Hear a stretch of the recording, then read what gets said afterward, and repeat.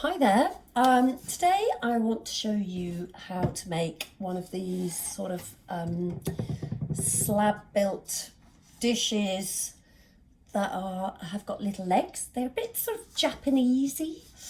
It's quite a thick slab, as you can see. This one hasn't been fired, it's just got white slip on it. So this is terracotta.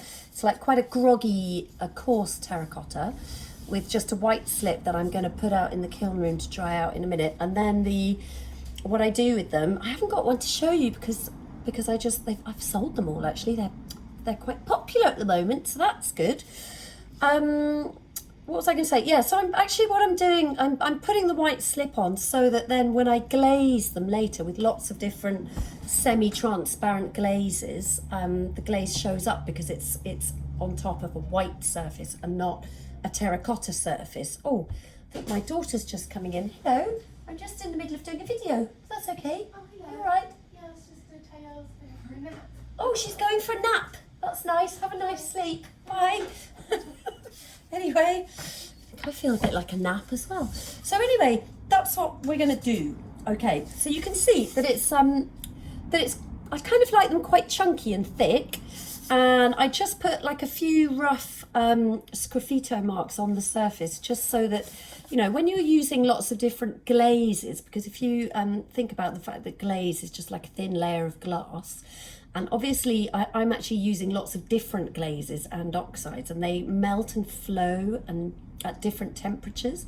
So it's quite nice if you have a little bit of some kind of texture. Like I love all of the rough edges and stuff because the glaze will sort of puddle and pool into any textural little surface, and the rough edges, you know, it'll just kind of catch and go in a little puddle, and that way you'll get like variations of colour within your glaze. You know, if you've got like a really flat surface, the glaze tends to, you know, you have to be really careful to put it on really evenly, which you know, is a challenge in itself.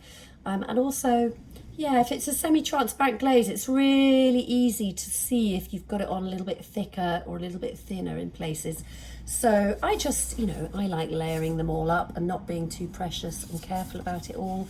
And people seem to like them, so that's good. Anyway, so to get that kind of hammocky shape, you know, to get that nice curvy, you know, dish shape, I mean, I don't have a mould or anything that shape. What you can do is if you get a bucket, or I've been using like plastic shopping crates, you know, what they deliver your shopping in, or anything really, any container. And you can see that this is just an ordinary bucket, and I've just got some fabric. This is canvas, but you could use like a tea towel, that would be fine, or a pillowcase, any old thing, a t-shirt, doesn't really matter what. And just sort of lay it into your bucket and just put a bit of tape around the edge. It's really basic, but I've been using these loads. I've had it for a while now, and it's perfectly fine. So very low tech. And here's one that I made. It's not finished yet, but it's just like a thick slab of clay, and I've just popped it into my hammock and just set it in there like that. And that's been drying for, I think actually this is day number 3. So can you see, it's just like a nice little hammock. Totally simple. You can all do that, can't you? It doesn't have to be a bucket, just whatever. Find whatever you can. So this one's been drying for 2 days. Can you hear that? So that's what we call, that is definitely leather hard, if not a little bit firmer than leather hard. So I'm just going to show you, that's what I want to say as well. So these edges, these nice, if you want these nice raw edges, it looks, I'm holding that up, and there's some people like going to watch this and think, what the hell is she doing? But I promise they look nice when they're glazed. I just actually cut out the slab using my finger. I'm going to try and show you what I mean. I think there was another video that I did when I made a little soap dish where I used my finger, but I had a bit of a bigger slab. I think it's going to be actually really hard to show you on this because I haven't left myself much, you know, around the edge. But you essentially, I haven't got my glasses on, I can't believe it, never mind. But essentially you just get your finger and you just mush your finger. You can do it bit by bit. Can you see? So I'm just digging and gouging my way down like that to cut it off, and then you kind of take that bit away and you get something that looks pretty rough like that. And then I just sort of tap it in like that, and that's it, you're done. Okay, so let's do another little, it's kind of working. Okay, because you kind of want it quite rough really, because it's quite nice if you just are able to have that really raw look. And so even if it curls up like that, can you see, I'm just going to kind of like press that down into the surface, and just quite like the fact that that's there.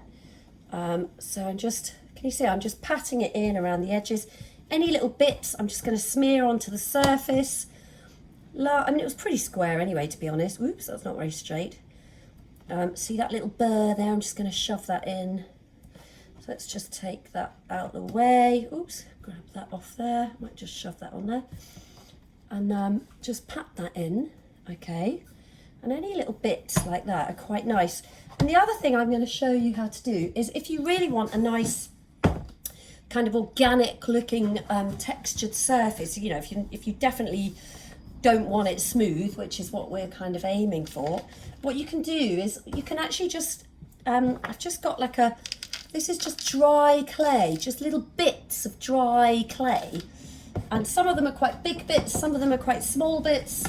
But what I like to do is, if you kind of sprinkle them on the surface a bit, like that. Oh, I haven't got my rolling pin, hold on. And grab a roller, and then the idea is that you can actually, can you see they're sitting on the surface at the moment, but what I'm going to do is I'm just going to press them in. I can hear them crunching and pressing into the surface. So that way, let me show you what you get, is kind of a surface that's got all the little bits in it, and that looks really nice when it's covered in white slip, okay, because you've got this lovely raw sort of organic looking surface.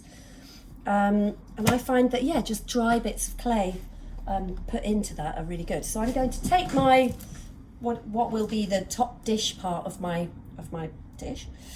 I'm just going to pop it in my bucket like that. Okay, simple.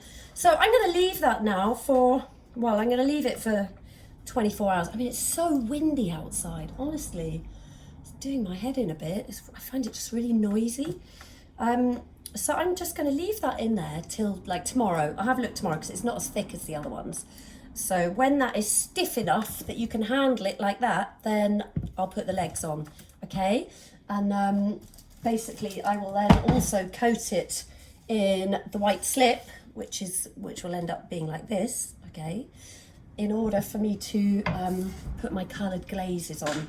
So when it is leather hard, like this one, okay, what I quite like to do is just, I haven't got my glasses on, so I'm just going to kind of mark out another little square on the back of this, just so that I know roughly where I'm going to put my legs.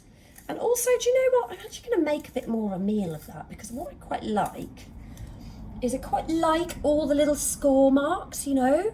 It just gives you like an interesting surface and looks great. And when you put the slip on, the slip just softens all of that surface so that it kind of looks right. Okay, so I'm going to do some very heavy scoring. So basically, if you're trying to join quite soft clay to quite hard clay, it's never a really great idea to try doing that, but this is what we're doing. It is happening.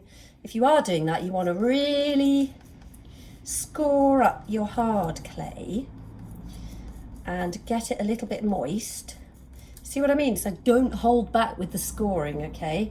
You really want to get it really roughed up. Okay, let's just, okay, so then you're just gonna, what I would do is I would just blob, this slip's nearly empty, that's handy, isn't it? I'm just gonna blob a bit of slip on there, and I don't forget that slip is just your really dry clay mixed with some water, okay? If you haven't got slip, you could probably just use a bit of water, because if you pop water on there, it's going to sort of make slip. But I like using slip. I think it's There's always a bit of a debate about slip or water. I like slip. Some people insist that water is just as good. It's really, I don't care either way, really. Just use whatever you want. Right, so in order to get 4 legs the same thickness, roll out a sausage, a big long sausage. I mean, I'm getting, mine's quite rough because I don't want mine to be really even. And then cut one piece about the right size. And then measure it. Oh, I wonder if I'm going to have enough of my little sausage. 1, 2, measure it up. Oh, just about enough. 3 and 4. There you go. So now I've got 4 bits the same length, roughly. Okay. So I'm just going to score the ends of those. Okay, quite roughly. Very roughly, actually. Some people, when they are beginning at pottery, are a bit frightened that if they do too much scoring, then it's going to damage it, you know, or it's going to look bad, and that kind of thing. But do you know what? That's what you've got to be doing, this kind of thing, all right? It's don't hold back with your scoring, because at the end of the day, you know, you just don't want stuff to fall apart, do you? And you won't ruin it because you'll never see it, because you're just going to jam it up against another bit, aren't you? So don't worry about scoring. Okay, so I'm just going to pop them on there, and I like to give them a little bit of a wiggle, you know, because I think, you know, that just joins it a bit better. I'm just blunting off those cut edges on the bottom of the legs. Okay, so I'm just popping that together. Hope they're not too close together. I think that'll be all right. Just blunting them off a little bit. So I've cut them like a little bit too long, because actually what I want is I'm going to press them down, squidge them down a little bit. Okay, so I've got them joined on, and I'm actually going to leave all of that slip. Can you see how it's just kind of sticking out and it's squeezed out all around the edges? I am not going to touch that. I'm just going to let that be how it is and let that set and not go there. It's hard not to blend it in for some people, not for me. So we'll see about that. Sometimes, like if you are a blender-inner, and actually I have done blending in on my other 3 that I made today, but I haven't got enough time to do it on this one. And sometimes I don't blend in the legs. If you did want to do that, you would do a little bit more scoring around there, and you would just blend in a sausage and buttress that joint around the little legs, okay? And I have actually done that. I don't normally do it, but I quite like how it looks when it's a little bit thicker at the top, so that's something you can do. I'm just going to leave this one.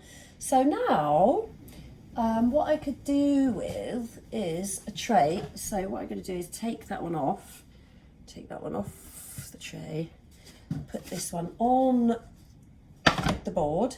Okay, so I'm going to turn it over, pop it on the board, and actually if you do have a turntable, it's a good idea to just look from the side, and I'm going to, because I don't want them to splay out at a funny angle, but I do want them to come out a little bit, so I'm just going to adjust them a tiny wee bit, and then I'm going to press down quite hard, and I'm going to press down here.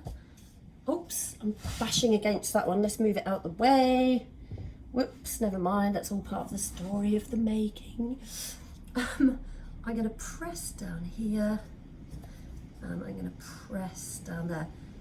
So because I know that I cut them a little bit long, I wanted them to squidge down a little bit, so that's fine. And then you're just going to check that they're in the right position and that it's kind of level and that you're happy with how that is. And that's it. Put a coat of white slip on, or decorate it with lots of different coloured slips. That's fine as well. And if you want to buy coloured slips from me, I have absolutely loads of amazing, gorgeous colours right here in Holt. So that's it. Try out a Japanese style hammock bowl. A rustic Japanese style hammock bowl. That's what I'm going to call it. Dish, hammock dish. Okay, that's it. I'm out of time again. Have fun, enjoy your pottery, and that's it from me for now. Bye.